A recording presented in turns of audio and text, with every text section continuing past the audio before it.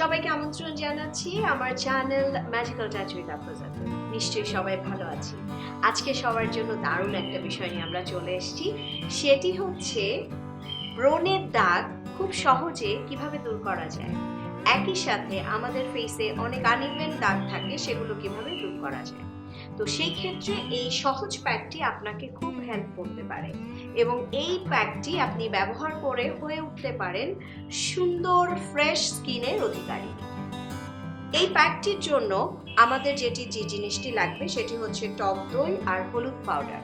হলুদ পাউডার সবার বাড়িতে থাকে, টক দই সবার বাড়িতে থাকে। সো এই দুটো বিষয় একসাথে মিক্সড করে আপনি আপনার ত্বককে করে তুলতে পারেন দাগ মুক্ত। ব্রণের দাগ হতে পারে বা আপনার স্কিনে ছোপ ছোপ যে দাগগুলো থাকে সেগুলোকেও দূর করে ফেলতে পারেন। তবে হ্যাঁ, এইটি আপনি রেগুলার ব্যবহার করবেন, এতে আপনি নিজের সুন্দর একটি স্কিন ফিরে পেতে পারেন। আমরা এখানে টক দই এবং হলুদ পাউডার রেখেছি, এটা আমরা এখন মিক্সড করে নিব ফেস প্যাকের জন্য। আমাদের একটা খালি বাটি আছে, আমরা এখান থেকে টক দই হলুদ পাউডার নিয়ে নেব। তো আমি প্রথমে টক দই নিচ্ছি,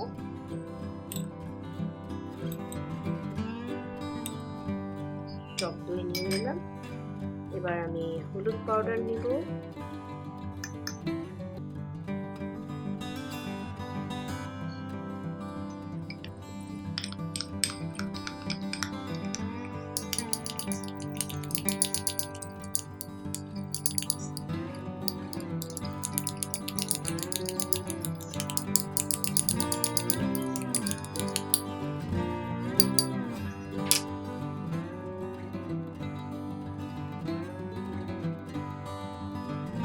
আমাদের প্যাকটি রেডি হয়ে গেল। এই প্যাকটি খুব অল্প পরিমাণে নিয়ে আপনার ফেসে মাসাজ করে জাস্ট 10 মিনিটের মধ্যে ধুয়ে ফেলবেন।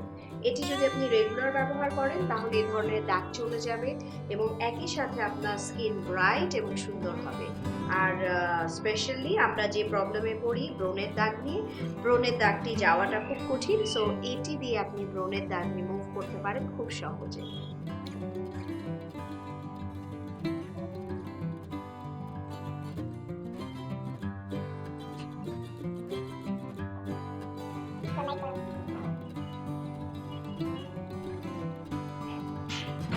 আমরা যদি এখন দুটো হাতের পার্থক্য দেখি,